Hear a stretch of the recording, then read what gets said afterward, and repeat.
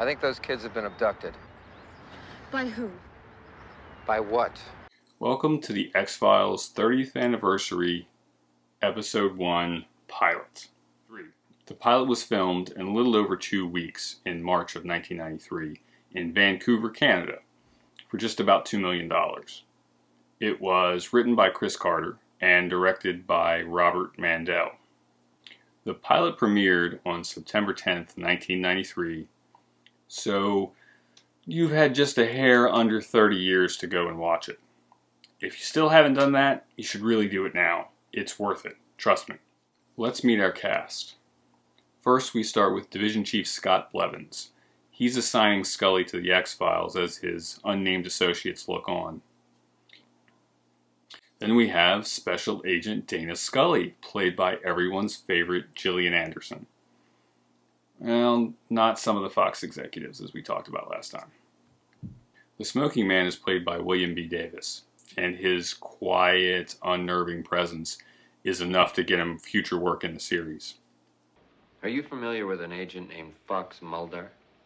Yes, I am. How so? By reputation. He's an Oxford-educated psychologist who wrote a monograph on serial killers and the occult that helped catch Monty Props in 1988. Generally thought of as the best analyst in the violent crime section. Everybody seems to know Fox Mulder. Dana knows he was educated at Oxford. That's kind of a baby boomer thing, caring about Oxford and Oxford education. That was a big talking point in 1992. Bill Clinton was a Rhodes Scholar, kind of a signifier that only the best and brightest were here. He had a nickname at the academy. Spooky Mulder. And then we have the one and only David Duchovny as Special Agent Fox Mulder. Spooky. So Carter is telling us that his two main characters are super smart people. Basically the smartest people in the room. We immediately get the impression that A, Mulder loves the X-Files, B, he's a huge pain in the ass, and C, boy, if we could embarrass him and close the X-Files, that would be great. This cornball paranormal and occult stuff is a problem. Here we have a shot of the now iconic I Want to Believe poster. You're a medical doctor. You teach at the academy. You did your undergraduate degree in physics. Einstein's twin paradox, a new interpretation. Dana Scully's senior thesis. Now that's a credential. Our gal is pure science. Now when convention and science offer us no answers, might we not finally turn to the fantastic as a plausibility? Yeah, Mulder. If we don't know what something is, why don't we just make some shit up? I think that's called science fiction.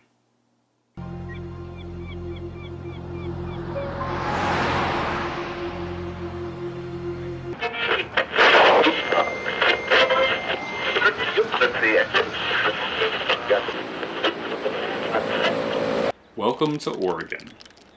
Our agents hit some kind of weird electromagnetic disturbance that wrecks the car radio. Mulder seems to expect this. And appropriately, he marks an X in the road. Now they've arranged to exhume the body of one of the class of '89 victims. Do you know who else was in the class of '89? Laura Palmer.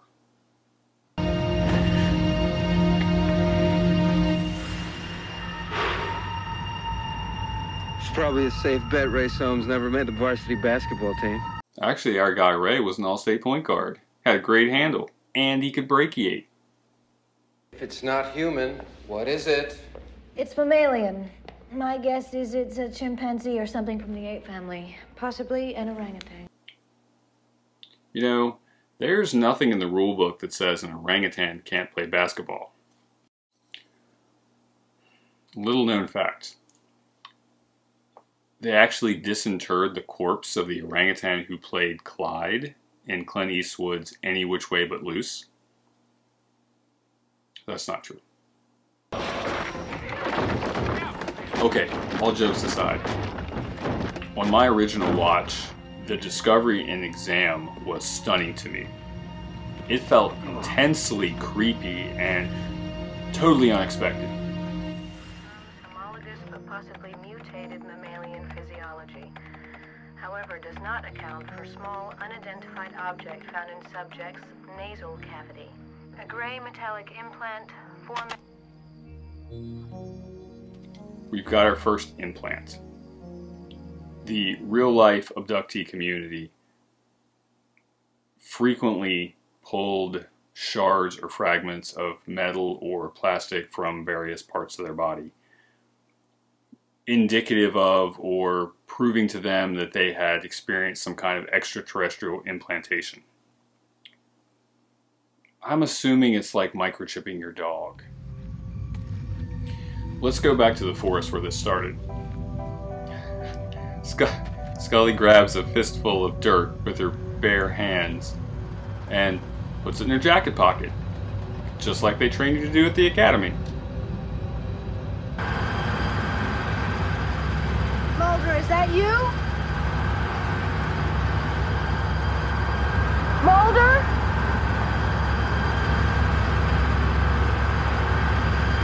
Nice misdirection here. The bright light, noise, incredibly scary. Yeah, I'm just, What are you looking for?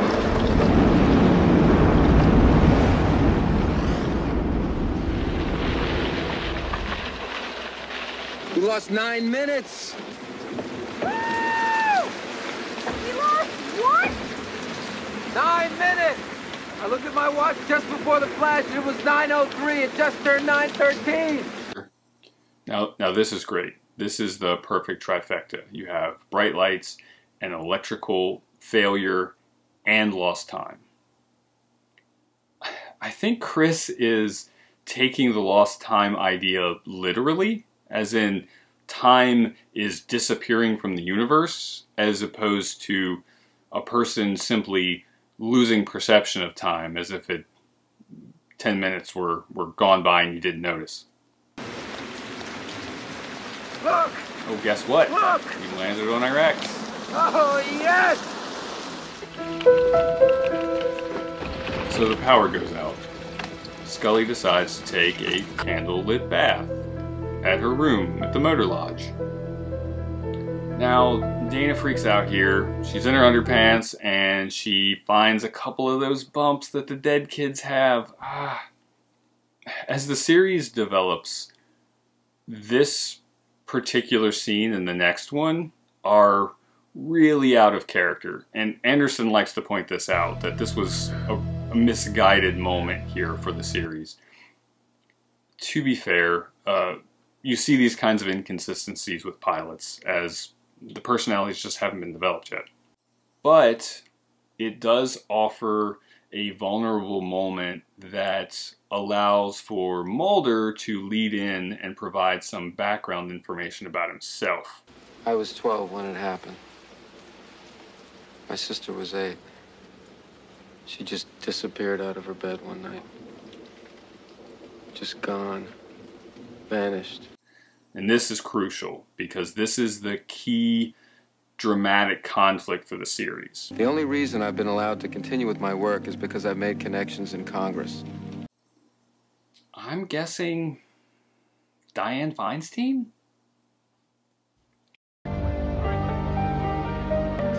They stole the corpse? Damn it! The X-rays and pictures! It looks like the fix is in. The paraplegic girl ran out into traffic at 9:03. The weird corpse in the morgue has disappeared. And Scully forgot to put out the candles in her hotel room. The medical examiner's daughter, Teresa, shows up. She is of the class of '89. She has the marks, and she's afraid she's gonna die. You're not going to die. Nice touch. And kind of a nice physical effect. They were proud of this. They're both empty. What is going on here? And the marks are from some kind of test that's being done on them.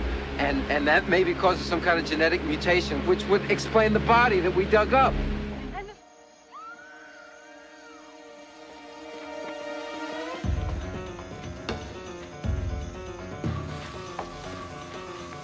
They go back to the forest, and oh, the detective assaults Scully and levels his shotgun at Mulder.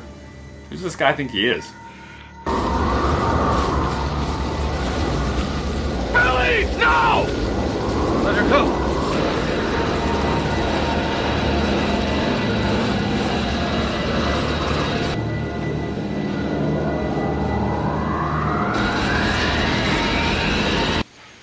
The light tries to take Billy and Teresa, but the presence of Mulder and the detective seems to disrupt this or prevent this in some way. Billy comes out of his coma and Teresa's alive. They would tell me to gather the others so that they could do tests. But the test didn't work. They wanted everything destroyed. They said they were leaving. Somehow, they convince the FBI to let Billy make an official statement while under hypnosis. This is the object described by Billy Miles as a communication device. I removed it from the exhumed body. I kept it in my pocket. It was the only piece of evidence not destroyed in the fire. Agent Mulder believes we are not alone. This is a great line.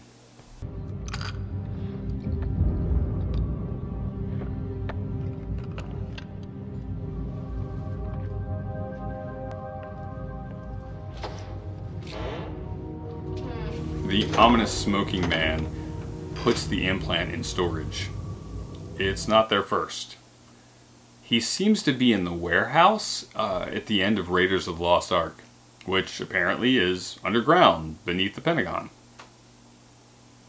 This scene is good because it really creates more questions than it answers, and that's perfect for a pilot. Quick recap.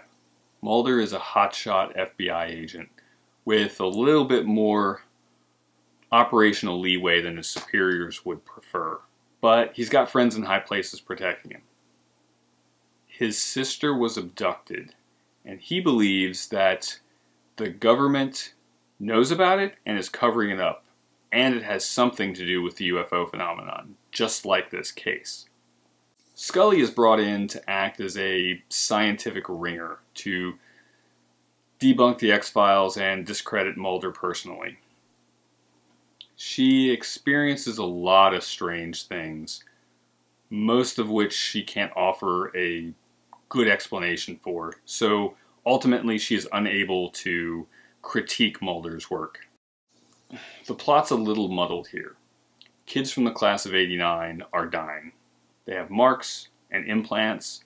They've gone through some kind of secret testing, and it's causing them to be severely mutated after death. Now, this testing apparently fails, and whoever is doing it has decided to dispose of the test subjects, using Billy Miles to bring them to the forest where this all started. And with kind of incredible efficiency, they managed to wipe out virtually all of the physical evidence in short order. And we never get a good idea. We're only hinted at who could be responsible for this. Hypnosis features prominently in this episode. First, we have Mulder explaining that he was able to unlock his repressed memories of his sister's abduction. And then later, we get Billy Miles able to recall his own abduction and compelled behavior along with the testing that took place. So, my impression. Scully likes Mulder because he seems good-natured and kind of mischievous. Mulder really likes Scully because she is taking him in good faith and she is highly competent. The whole mystery at the center of this story is heavily veiled and creepy. There's a really oppressive atmosphere here and some genuinely frightening moments in this episode. All things considered, I'd say it was a really good start for the series. And the Fox network thought so too. They ordered one season from them. Now, in 1993, a network season was 24 episodes. So we are about to see a lot more of Fox and Dana. Come back for Season 1, Episode 2, Deep Throat. Do you believe in the existence of extraterrestrials?